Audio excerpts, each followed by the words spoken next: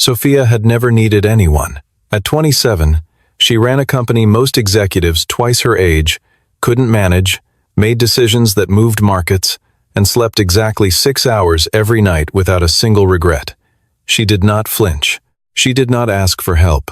And she certainly did not accept charity, not from her board, not from her investors, and not from the quiet, unremarkable security guard her father had just assigned to live with her. His name was Julian. He wore plain clothes. He said almost nothing. He was, by every visible measure, completely ordinary. Sophia was wrong. What would you do if the person you had written off turned out to be the only one who could save you? Nexus Technology Solutions had grown 38% in the past fiscal year alone. That number, carved into the glass lobby wall in frosted letters, was Sophia Harmon's personal declaration of war against every person who had ever doubted her. The company specialized in proprietary data security infrastructure, the kind governments quietly paid for and competitors quietly stole. Sophia had built it from a $70,000 inheritance and a fury she had never fully explained to anyone. She wore charcoal blazers. She carried a black leather folio everywhere. Her employees did not stop to chat with her in the hallway. They moved aside and stared at their shoes until she passed. She was not cruel. She was simply a woman who had learned, at some cost, that warmth was a vector for betrayal. That lesson had come 6 years earlier, in the form of a former business partner named Derek Holt. They had co-founded a smaller firm together in their early 20s, Derek with his charm and connections, Sophia with her code and her precision. For 2 years, she had trusted him completely. She had shown him every internal system, every vulnerability, every corner of her professional life. When he dissolved the partnership and walked directly to their largest competitor with everything she had built, Sophia did not cry. She did not confront him publicly. She simply closed the door to her apartment for a weekend, came out on Monday morning with a new incorporation filing and a permanent policy: trust no one with access to what matters. By the time she was 27, that policy had made her very successful and very alone, and she considered both outcomes entirely acceptable. Her father, Alexander Harmon, did not consider them acceptable. Alexander was 61 years old, a silver-haired man who had spent 30 years building his own real estate empire before semi-retiring and pouring a significant portion of his capital into Sophia's company. He was not a passive investor. He attended board meetings. He reviewed quarterly financials, and lately, he had been receiving information through channels he did not share with Sophia that certain people were paying very close attention to his daughter. Sophia's refusal to carry personal security had always annoyed him. Now it frightened him. He presented his case over dinner at his townhouse on a Tuesday evening in late October. The proposal was, by Sophia's estimation, completely unreasonable. An independent security contractor, not a corporate team, not a badge and building hire, but a single individual would be assigned to her. He would live in the secondary unit connected to her home. He would be present, within reasonable distance, at nearly all times. Sophia set down her fork. She explained, in the measured tone she used for particularly incompetent board presentations, that she had a security system, a verified building staff, and no history of credible threats that warranted this level of disruption to her life. She did not need a babysitter. She especially did not need one installed inside her home. Alexander slid a single printed page across the table. It documented 3 incidents in the past 45 days. A vehicle registered to a known industrial espionage firm parked outside her office building on 2 separate occasions. A phishing attempt targeting her personal email, not her corporate address, her personal one that had been caught by her system but bore the signature of a highly sophisticated operation. And a name, Victor Crane, the current managing director of Ashford Capital, a rival firm that had lost 3 major government contracts to Nexus in the past year. Sophia read the page once. She folded it and slid it back. She still said no. Alexander had anticipated this. He did not argue further that evening. But 3 days later, Sophia arrived home from the office to find a man sitting in the small garden courtyard of her building, a child asleep against his shoulder, and a single duffel bag on the ground beside his boots. He looked up when she approached. Dark eyes, completely still. His name was Julian Mercer. He was 34 years old, according to the brief profile her father's assistant had emailed her that afternoon. Former contractor, currently self-employed. Single father, one daughter, age 6. Sophia stared at him for a full 3 seconds without speaking. Then she looked at her father's assistant's email again and confirmed that yes, this was the man Alexander Harmon had hired to protect the CEO of a $40 million data security firm. She called her father immediately. He did not answer. He sent a single text message, "Give it 2 weeks, then we'll talk." Sophia understood, in that moment, that her father had structured this so that removing Julian would require a formal process, one that would alert the board, raise questions, and create exactly the kind of noise she had spent years avoiding. He had used her own company's governance against her. She stood in her courtyard with her phone in her hand, and the weight of the situation settling over her like concrete. "You have the secondary unit," she said to Julian. Her voice was even. "There are rules. You do not enter my primary space without permission. You do not speak to my colleagues or staff about anything you observe here. You do not interfere in my schedule." She paused, and whatever that is, she glanced briefly at the sleeping child. "It stays quiet." Julian looked at her for a moment. Then he nodded once. That was the entire first conversation. The next morning, Sophia encountered Julian in the shared garden at 6:43. He was already awake, standing near the far edge of the courtyard with a coffee cup, not looking at his phone, not doing anything in particular, just standing, alert in a way that felt odd for that hour and for someone who had no apparent reason to be watchful. She acknowledged him with nothing more than a nod and walked to her car. She told herself she noticed nothing unusual about him. This was not quite true. Julian Mercer was not what Sophia's mental model of a security contractor looked like. The corporate security professionals she had worked with over the years were typically polished. They wore earpieces, they carried notepads, they used words like protocol and perimeter sweep. They performed their competence loudly because performance was how they justified their contracts. Julian did none of that. He wore dark gray trousers and plain long-sleeved shirts. He carried nothing visible. When he spoke, which was rare, his sentences were short and specific, stripped of any word that wasn't load-bearing. He did not fill silence. He seemed, in fact, completely comfortable with silence, which Sophia found simultaneously appropriate and slightly unnerving. On the third day, she came home to find his daughter in the courtyard. Luna was 6 years old and small for her age, with dark curly hair and enormous brown eyes that tracked movement the way cautious animals do. She was sitting on the stone bench with a stuffed rabbit in her lap, its ears worn soft from handling, and she was drawing something in a small notebook. When Sophia entered through the gate, Luna looked up and went absolutely still. Sophia stopped. They regarded each other for a moment. Sophia did not know what to do with children. They operated outside her areas of competence. She gave the girl a brief, neutral nod, the same one she gave to junior analysts, and walked toward her door. "She doesn't bite." Julian's voice came from behind her.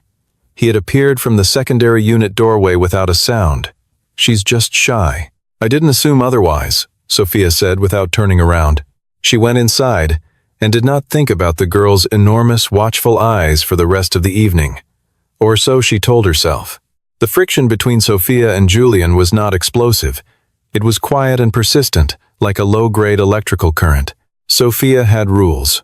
Julian followed them to the letter, which somehow made her more irritated, not less, because it gave her nothing to correct. She had expected pushback, petty violations, the kind of low-level territorial behavior she was accustomed to managing. Instead, she got a man who was simply present, who never explained himself, who watched everything. She caught him watching the street from the second-floor window of his unit one evening, not in an obvious way, not with anything visible in his hands, but with the particular quality of attention she recognized from certain former military consultants she had brought in for infrastructure risk assessment. The kind of watching that wasn't casual. She noted it and said nothing. On day 5, she came home to find that Julian had rearranged the potted plants along the courtyard entrance. It appeared at first glance to be a minor aesthetic change.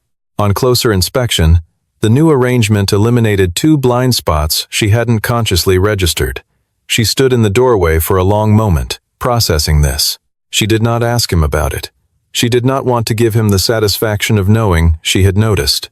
But she had noticed. The household rhythms that developed over the first week were awkward and, Sophia had to admit, relatively functional. Julian made no noise before 6 in the morning. She had not asked him to do this, but he seemed to understand her schedule from observation. Luna, for her part, had developed a habit of playing quietly in whatever space her father was in and going completely silent if Sophia appeared nearby. The child seemed to read adult moods with a sensitivity that suggested she had spent a great deal of time being careful around them. That observation lodged itself somewhere in Sophia's mind and stayed there. On the 8th day, she saw Julian and Luna in the courtyard after dinner. She had not intended to observe them. She was passing by a window and simply paused. Julian was sitting on the stone bench with Luna in his lap, reading to her from a picture book. His voice was too low to hear through the glass, but his entire posture had changed. The vigilance she associated with him during the day had not disappeared. She suspected it never fully did, but something in him had softened around the edges. He was patient with Luna's interruptions. He pointed at pictures. He made a face that made her laugh, and he smiled in a way that rearranged his features completely. Sophia stood at the window for approximately 8 seconds. Then she stepped back and returned to her laptop. She had a quarterly board presentation to prepare and 2 pending contract negotiations to finalize. She did not have time to think about the domestic life of a man she had not chosen to have in her home. She opened her spreadsheet and returned to her numbers. The numbers were safe. The numbers made sense. Julian Mercer did not make sense, and that was a problem she had not yet found a way to file correctly. The first time it happened, Sophia almost dismissed it. She was being driven to a meeting at a midtown hotel, Julian behind the wheel, Luna at school for the day, when he made a sudden turn onto a side street without any instruction from her. Sophia looked up from her documents. "That's not the route," she said. "There's a vehicle that has followed us from the garage," he said. "Dark blue sedan, out-of-state plates. It has been maintaining exactly 4 car lengths for the past 11 blocks. Sophia looked in the rearview mirror. She saw nothing useful. She was not trained to see what he was seeing. "You're certain?" "Yes." He took 3 more turns in a pattern she recognized as a surveillance detection route. She knew the term from a corporate espionage seminar she had attended 2 years ago. By the 4th turn, the sedan was gone. He pulled back onto the main avenue and delivered her to the hotel entrance exactly 4 minutes late. She sat in the car for a moment before getting out. "Have you done this before?" she asked. "Driven?" he said. She looked at him. He was not being obtuse. His expression was completely neutral. She could not tell if it was deflection or simply his natural delivery. She got out of the car without pursuing it. Inside the meeting, her attention was divided for the first time in years. Over the following days, she began cataloging. She was a woman who organized information professionally, and Julian had become, whether she liked it or not, a data problem she needed to understand. She began noting the specifics. He identified a man photographing her building entrance from a parked car and reported it to her quietly, without alarm, providing the vehicle make, partial plate, and estimated time the car had arrived on the block, information that, when she checked against what her corporate security team could gather, was more precise than anything they produced. He spotted a tampered lock on the service door of the building, not forced, but manipulated in a way that would have been invisible to anyone not specifically looking for it. He said nothing about it until he had already had it replaced. He read rooms. At a company function she allowed him to attend as peripheral security, she watched him process the space within 30 seconds of arrival exits, sight lines, positions of unfamiliar faces. He had done it so naturally that no one else in the room had registered it happening. She registered it because she had been watching him specifically. His hands were scarred. Not uniformly, not in the way of factory or kitchen work, but in the discrete, specific pattern that suggested long-term training with certain equipment. She had seen that pattern once before, on a retired federal agent who had consulted for Nexus on penetration testing. She started asking questions. "Where were you before this?" she asked on a Wednesday evening. Catching him in the kitchen with Luna, he was cutting an apple with the kind of automatic, unhurried precision that people develop after doing something the same way for a very long time. "Private contracting," he said. Before that, a pause. "Service. Branche?" He handed Luna a piece of apple. "Does it matter for the job?" "I'm asking," she said. He turned slightly toward her. Not defensive, measured. "Army," he said. "Long time ago." She waited. He said nothing further. Luna accepted the apple slice and returned to her drawing without looking up. That evening, Sophia ran his name through the professional background check service Nexus used for executive hires. Julian Mercer. The results were sparse in a specific way. He had a valid Social Security record, a driver's license, a brief employment history with 2 private security firms, one domestic, one with offices in 3 countries, and then nothing. The employment history stopped 5 years ago. Before that, the record was thin and oddly generic, the kind of thin that does not come from a person who simply didn't do very much, but from a person whose history had been carefully managed. She had seen this before, once, in the file of a defense contractor who had done covert work for a government agency and whose civilian identity had been partially constructed for operational purposes. She did not sleep well that night. The following afternoon, she was working in the living area when she heard a sound from the courtyard that was not right, a scrape, a specific weight distribution on the stone path that she could not have articulated, but that her body registered before her mind did. She was already turning when Julian came through the door, positioned himself between her and the window, and said, "Inside. Now." It took 40 seconds. A man she had never seen before passed the courtyard entrance, paused, and continued. Julian watched until the street was clear. Then he stepped back and said, "Someone doing reconnaissance. He has been passed once before. Different clothes." Sophia's heart was beating faster than she wanted it to. "How did you know I was in danger?" "I didn't know you were in danger," he said. "I knew someone was gathering information. Those aren't always the same thing. But I'd rather treat them the same way." There was a pause. "Who are you?" she asked. She kept her voice even, but something in the question had moved below her professional register into something more direct than she was accustomed to being. Julian looked at her for a long moment. "Someone doing a job," he said. He went back to the courtyard. Sophia stood in the center of her living room, a woman who controlled $40 million of infrastructure and a team of 217 people, and realized for the first time in years that she was in a situation she did not fully understand. Julian was not who his file said he was.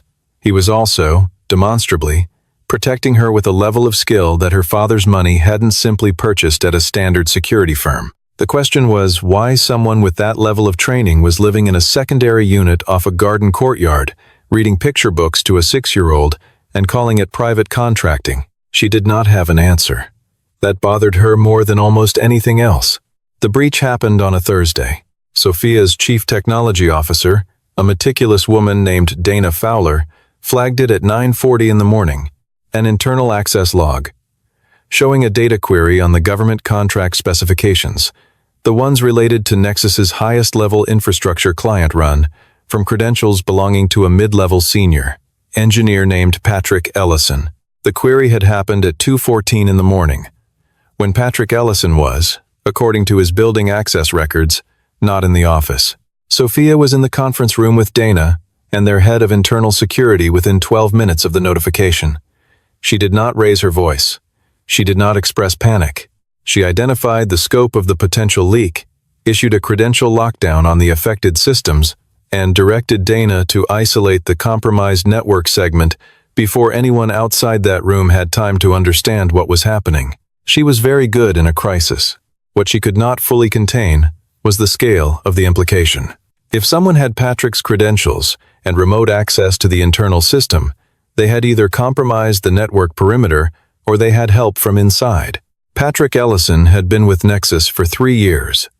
He had excellent reviews. He had also, Sophia now recalled, had lunch twice in the past month, with a man she had seen in the lobby once and not thought about again. She pulled security footage. The man's face was familiar in an abstract way, the kind of familiar that means you have seen someone in a context so unmemorable that you filed them away as background. She sent the image to Julian.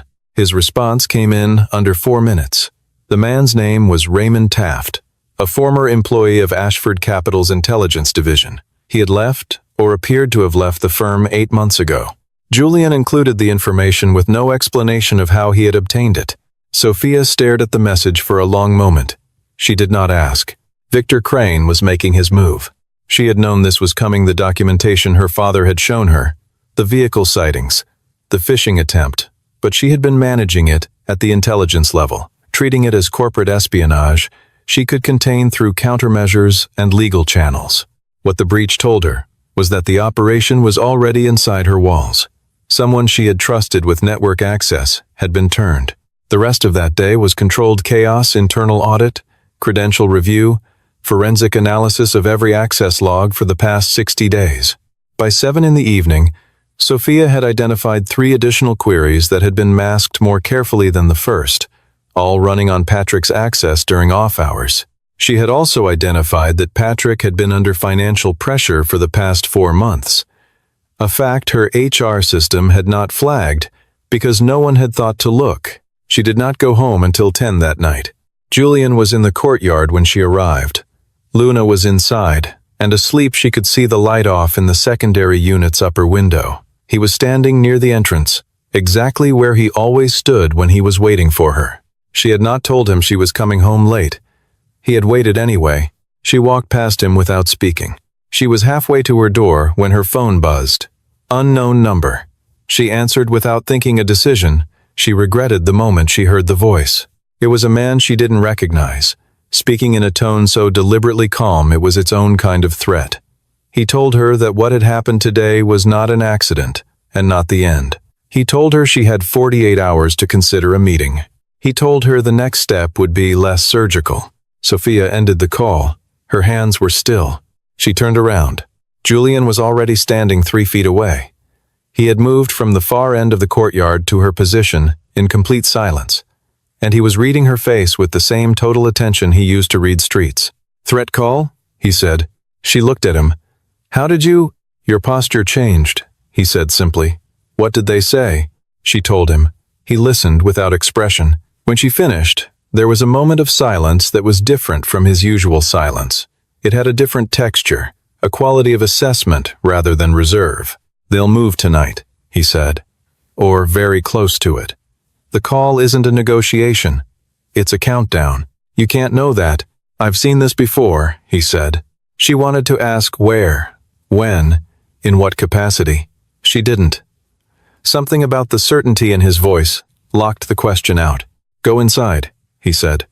"Lock everything. I need to make a call. You need to—" Sophia. It was the first time he had used her name without professional distance. It stopped her. "Please, go inside." She went inside. She sat on her couch and listened to silence and tried to feel like a CEO and not like someone being hunted. The attempt was only partially successful. At 1:23 in the morning, she was still awake when she heard a sound from the courtyard that was wrong. Not loud, just wrong. She moved to the edge of the window. There were 2 of them. She registered that much before Julian appeared from a shadow she had not realized contained him. What happened next lasted less than 30 seconds. She watched it through the glass with a kind of cold, suspended disbelief, because the person she was watching was not the quiet, contained man who read picture books to his daughter and drank coffee in the morning garden. The person she was watching moved with a precision and economy that was not amateur, not defensive, and not anything close to what a basic security contractor was trained to do. Both men were restrained before she had fully processed that it was over. Julian stood up. He was breathing normally. He straightened his sleeve, looked toward her window, and gave a single nod. Sophia stepped back from the glass. For the first time in longer than she could remember, she had absolutely no idea what to do next. She did not sleep. By the time the sky outside her window had grayed from black to the flat, diffuse light of early morning, Sophia had moved through several distinct emotional registers, all of them unfamiliar, and arrived at the only response her psychology had ever produced under genuine uncertainty: investigation. She opened her laptop and went back to Julian's background report. The second time through, she read it differently. What she had initially processed as sparse now read as shaped. The 2 private security firms listed in his employment history were both legitimate companies. She had verified this before, But when she mapped their known clients and operational geographies against each other, a pattern emerged. Both firms had contracts in regions and for clients that typically employed people with government security clearances well above standard corporate level. The dates of his employment with each firm were clean and specific, but the gap between his military service and his first private employment was 3 years long, and those 3 years had produced no records at all. Not few records, none. She pulled the names of both firms' principals and cross-referenced them against known defense industry networks. The second firm's founder had a documented history as a liaison for a joint task force involving federal intelligence operations. This was not publicly advertised, but it was in a conference proceedings document from 8 years ago that had been partially redacted in the public version, and Sophia had access, through a Nexus security clearance, to the unredacted version. She read the unredacted document at 3:40 in the morning, with her coffee going cold beside her. The scars on Julian's hands were not from extended training with standard equipment. She had misidentified them. They were the specific pattern left by certain kinds of tactical fieldwork, the kind conducted in non-standard conditions over extended periods. She had seen that specific pattern described in a training manual that Nexus had been given access to during a government contract consultation, and she had not identified it earlier because she had not been looking for it. She had been looking for a simple lie. The truth was more complicated than a lie. She built the picture methodically, the way she built financial models, one verified element at a time, each constraining what the next could be. Julian Mercer was a name. The man using it had a military background that preceded his paper record, a period of employment with security firms operating at the intelligence boundary, and then a sudden and complete exit from that world 5 years ago, concurrent with a daughter who was now 6 years old. Luna had been approximately 1 year old when Julian's employment records ceased. The timing was not coincidental. Something had happened, something that had made a man operating at that level pack up, step out, and become, as far as the record was concerned, an ordinary private contractor reading picture books in a garden courtyard. At 6:15, she heard him moving in the courtyard. She went outside. He looked at her face and immediately understood she had not slept. She looked at his face and confirmed he already knew she had been pulling information. They stood in the early cold for a moment, without speaking. "I know your record is managed," she said. "I know what a managed record looks like, and yours is one. I know the 2 firms you worked for operate at the intelligence level. I know there are 3 years missing before that." She paused. "I'm not accusing you of anything. I just need to understand what is happening in my life." Julian was quiet for a long time. Not the quiet of someone building a deflection, the quiet of someone making a decision. "I'm not going to give you a full briefing on my history," he said finally. "Not yet. But I can tell you that nothing you're in the middle of right now is beyond what I'm trained to handle. And I can tell you that your father knew exactly what he was getting when he hired me." Sophia felt the small, cold click of confirmation. Alexander had not simply hired a security contractor from a random firm. He had found Julian specifically, which meant Alexander knew precisely who Julian was. "Why the cover?" she asked. "Because the people coming after you aren't expecting someone with my background. If they know I'm here, they prepare differently. The cover isn't to fool you, it's to fool them." She processed this. "And the rest of your file?" He met her eyes. "Is mine." There was a firmness in that statement that was not aggression. It was the kind of boundary she recognized from people who had earned the right to it through something she did not yet fully understand. She did not push it. "Last night," she said, "those 2 men, handled, documented, authorities will have them by this afternoon. I contacted someone who will process it without public exposure for you or Nexus. You have contacts in law enforcement?" "Yes. Federal?" "Among others." She stood very still in the cold morning air, recalibrating every assumption she had built about this situation. Since the evening she had found him sitting in her courtyard with his daughter asleep against his shoulder. "You could have told me this at the beginning," she said. There was no accusation in her voice. She was genuinely asking. "You wouldn't have accepted the cover story if I had," he said, "and you would have pushed back harder on having me here. Your father was clear that removing me had to be your choice, freely made, not something you engineered before you understood the threat." She thought about this. She thought about her father, 61 years old, looking at security intelligence about people circling his daughter, and deciding that the most effective protection he could give her was a man who could blend entirely into the ordinary world while being completely extraordinary within it. She thought about the fact that she had spent 8 days treating Julian as an unwanted imposition, when he had spent those same 8 days keeping her alive without her knowledge.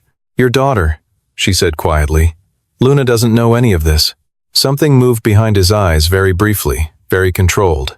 "No," he said. "She knows her dad keeps people safe. That's all she needs to know." There was a silence. "I need to know everything you've observed," Sophia said finally. "Everything relevant to the crane operation. We worked together on this. No more information gaps."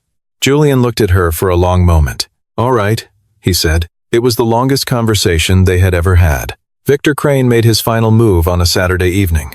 Sophia had spent the 2 days since her early morning conversation with Julian in a different operational mode. Not slower, not softer, but more precise. They had mapped the Crane network together. Julian providing intelligence from sources he did not name, but whose accuracy she could no longer question. And Sophia providing the corporate architecture, the financial patterns, and the exact shape of what Crane was trying to extract. It was an efficient collaboration of most of the friction that had characterized the first week. She asked precise questions. He gave precise answers. They did not waste each other's time. She had also, in those same 2 days, had 3 conversations with Luna. The first was accidental. Sophia came into the kitchen for water at 9 in the evening and found Luna sitting at the table with her stuffed rabbit, unable to sleep, and they had spent approximately 12 minutes in the same space without it being awkward, which was not something Sophia had expected. The second was deliberate on the child's part. Luna had appeared at the connecting door with a drawing she had made and held it out to Sophia with the expression of someone making a significant social overture. Sophia had accepted the drawing and said it was good. Luna had looked at her with those enormous eyes for a moment and then smiled so completely that it changed the whole temperature of the room. The third conversation was brief but carried weight. Luna had asked Sophia what she did all day, and Sophia had explained simply that she ran a company. Luna had considered this and said, "Like a boss?" And Sophia had said, "Yes, like a boss." And Luna had nodded, apparently satisfied, and returned to her drawing. Sophia had kept the drawing. She did not think too carefully about why. On Saturday evening, she was working from home. Julian nearby. Documents spread across her dining table when her phone rang. It was her building's lobby security system. Delivery pickup, wrong address. Could she come down to verify? It was not a call her building system made. The building used a standard app notification, not a phone call. She had never received a phone call from lobby security in 2 years of living there. She looked up at Julian. He was already on his feet. "Don't go down," he said. "I wasn't going to," she said. In the next 4 minutes, Julian made 3 calls in rapid succession. The last one lasted less than 60 seconds. And when it ended, he turned to her and said, "They've moved 2 people into the building through the service entrance. They're on their way up. Someone inside gave them access." He moved toward her with a precision that was deliberate and pre-planned. "There's a secondary exit through the maintenance corridor. We go now." They went. Luna was in her room, and Julian's first action was his daughter. He had her in his arms, blanket and rabbit and all, before Sophia had crossed the threshold of the secondary unit. That action, executed without hesitation, without a breath of calculation, the child came first. Automatically, the way breathing came first, told Sophia something about Julian Mercer that no intelligence file could have communicated. They moved through the maintenance corridor. Julian ahead, Sophia close, Luna pressed against his shoulder with her eyes open and frightened and silent, because she was a child who had learned to be silent in difficult moments. That knowledge settled over Sophia like a weight. In the building's lower service level, they were met by 2 individuals who Julian clearly knew they communicated in the clipped, minimal code of people who have worked together under pressure before. They moved Sophia and Luna into a vehicle, while Julian stayed behind. "I'll be 10 minutes, he said to Luna. He touched her face. "Stay with Sophia." Luna looked at him with enormous eyes. She nodded. He looked at Sophia briefly, not a request, not an instruction, just a look that carried everything that hadn't been said yet. Then he turned back into the building. Sophia sat in the vehicle with a 6-year-old pressed against her side, clutching a stuffed rabbit, and did something she had not done in the presence of another person in 6 years. She put her arm around the child and held on. What Julian did inside the building in the next 11 minutes was not something Sophia witnessed in full. She received it in pieces afterward from Julian himself, from one of the 2 individuals who had been waiting in the vehicle, and from a brief report that appeared in a restricted federal incident log she had been granted access to, which did not use Julian's name, but described a subject with a profile she recognized immediately. 2 men had entered the building. Victor Crane's operatives, both with records of private security work in environments where the work was not legal. Julian had encountered them in the service corridor, on ground that was narrow and closed, and that a person with standard training would have considered a disadvantage. He had not considered it a disadvantage. The encounter lasted a very short time. Neither man was seriously injured. They were restrained and held for federal retrieval, but the efficiency with which it was done was not civilian, not amateur, and not explainable by anything in the professional file her father's assistant had emailed her 3 weeks ago. When Julian came back to the vehicle 11 minutes after he had left, his expression was the same as always. He checked Luna first, then Sophia, then the surrounding street. In that order. "We're moving to a different location tonight," he said. "Your people will manage the scene?" Sophia asked. "Yes, Julian." She said his name the way he had said hers, without distance. "What exactly did you do before this?" He was quiet for a moment. "I was part of a joint operations unit," he said. "Federal and military, combined function. Counterintelligence, primarily. High-value asset protection. I did it for 9 years. And then Luna's mother died," he said. "Workplace incident. She was in the same line of work."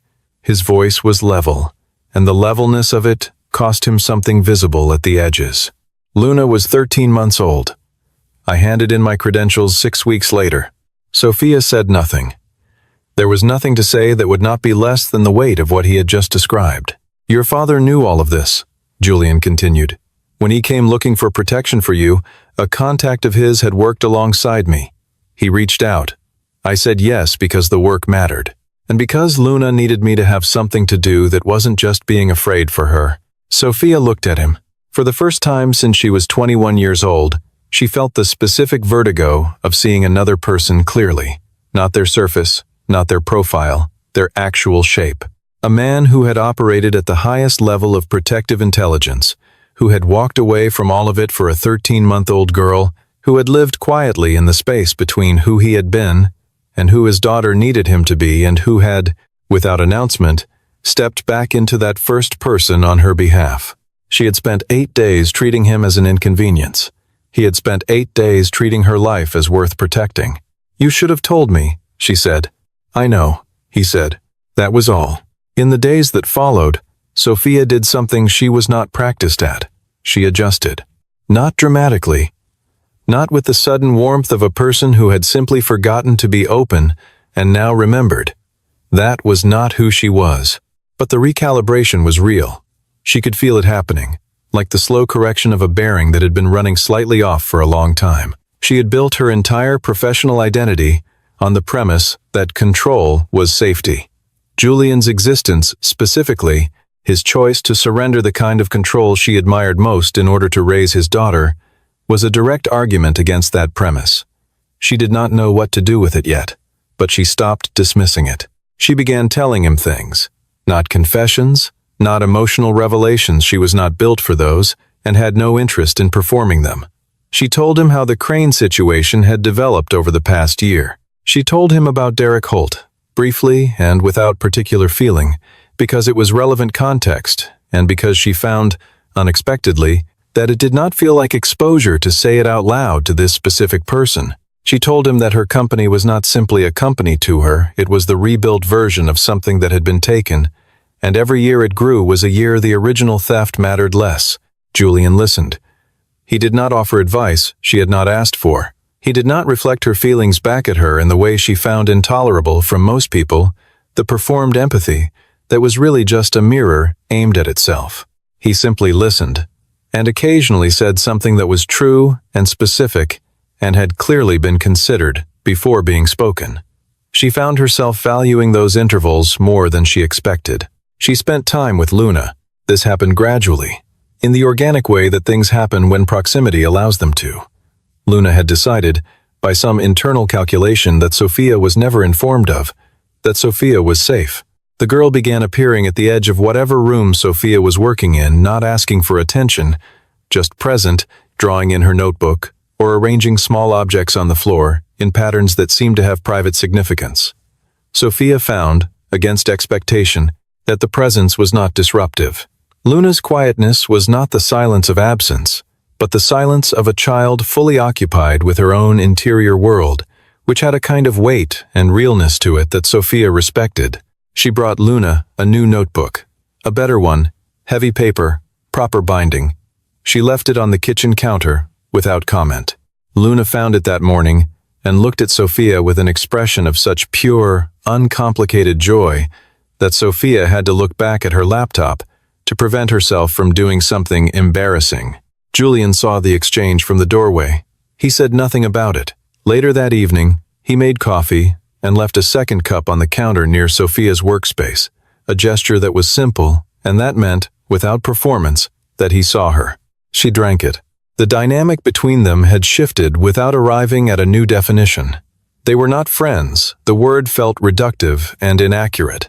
They were not employer and employee, or not only that. What they were was something that had emerged from shared high pressure and mutual recognition, the kind of thing that forms between people who have been in actual danger together and come out on the other side with a clear understanding of who the other person is in the hard moments. He did not romanticize her. He did not soften her edges or pretend they were not edges. He spoke to her as an equal, with the specific, unaffected directness of someone who has worked alongside highly competent people and knows how to meet them where they are. She did not know when she had last experienced that. One evening she found him in the courtyard after Luna was asleep, sitting on the stone bench in the dark, and she brought her own coffee and sat at the other end of the bench, and they were quiet together for a while, without it being uncomfortable. The city made its low nighttime sound around them. The lights were on in the upper windows of the neighboring buildings. "You gave up a lot," she said eventually. "I got something back," he said. "Luna." "Yes." And he paused. The chance to do the work without losing sight of what the work is for. She thought about that. She thought about her own company built from betrayal, maintained through isolation, running on the premise that connection was a liability. She thought about the drawing Luna had given her that was still on her desk, slightly crooked against the edge of her monitor. "I built a company on not trusting people," she said. "I know," he said. "That might have been a mistake." He looked at her steadily. "Might have been," he agreed. She had the distinct impression he was not talking only about the company. She did not respond to that, but she did not look away either, which was, for Sophia Harmon, as close to an answer as it was possible to give. The unraveling of the crane operation took 2 weeks from the night of the building incident. Julian's federal contacts moved quickly once they had the operatives who had entered the building and the documentation Sophia and Julian had assembled together, the access logs, the financial patterns, the network map, the recorded threat call. Victor Crane did not go quietly. He had lawyers and resources, and 3 days of public denials that were very polished and very ineffective against the weight of evidence that had been building for months. Nexus's legal team filed in federal court. The civil component alone, the trade secret theft, the network intrusion, the compromised credentials, was enough to cost Crane's firm its government contract eligibility for the foreseeable future. Patrick Ellison cooperated fully once the evidence was presented to him. He had been financially coerced, not the first time Sophia had seen that particular vector, and he was remorseful in a way that she found genuine, if not sufficient. She did not destroy him. She removed his access, ended his contract, and referred the matter to the appropriate channels. She did not take pleasure in it. She took note of the fact that she did not take pleasure in it, which was itself a change. Dana Fowler, her chief technology officer, spent 4 days running the most rigorous internal security audit in Nexus's history, and came out the other side with a report that was 42 pages long, and deeply unpleasant to read. Sophia read every page. The company's vulnerability had not come from its code or its infrastructure. It had come from insufficient attention to the human layer of security, the people, the relationships, the spaces where trust had not been built because she had designed the culture to function without it. She held a staff meeting on the day the Crane matter was formally resolved. She stood in front of 217 people and said something she had not planned to say, something that arrived fully formed only as she began speaking. She told them that the company's strength had always been its technical precision, that this remained true, but that she had made a structural error in treating the people who carried that precision as a liability to be managed rather than a foundation to be supported. She intended to correct it. 217 people looked at her. Several of them looked surprised. Dana Fowler, in the front row, gave the smallest possible nod. Sophia considered it a beginning. Alexander Harmon came to dinner at her home the following Sunday. He arrived to find Julian in the kitchen and Luna at the table with her notebook, and he absorbed the scene with an expression of studied neutrality that fooled no one. He shook Julian's hand with the particular warmth of a man who has arranged something correctly and is pleased to see it landing well. Sophia told her father, over dinner, that she forgave him for the maneuver he had run. She said it without irony. He smiled into his wine. Julian was not staying indefinitely. The Crane threat was neutralized, the assignment was structurally complete, and he was, at his core, a man who did not overstay his purpose. He did not say this out loud. Neither did Sophia, but it was present between them in the way of things that are real and therefore do not require announcement. What was also present unannounced, unfinished, but undeniable was something else. A version of the future that was different from the one Sophia had been building alone. Not softer, not less ambitious, but wider, with room in it for a small girl who drew pictures and asked two wise questions, and for a man who had sacrificed everything for the right reasons and was only now, quietly, beginning to understand that sacrifice did not have to be permanent. Sophia did not know what to call it yet. She was not someone who named things before she understood them, but on the last evening of October, she sat in her courtyard with a coffee she hadn't made herself, a child asleep somewhere above her, and the company of a man who saw her exactly as she was and had chosen, for reasons that were his own, to be here anyway. The city moved around them. The air was cold. She was not afraid. She was not in control. She was not alone. For the first time in a very long time, she thought that might be enough.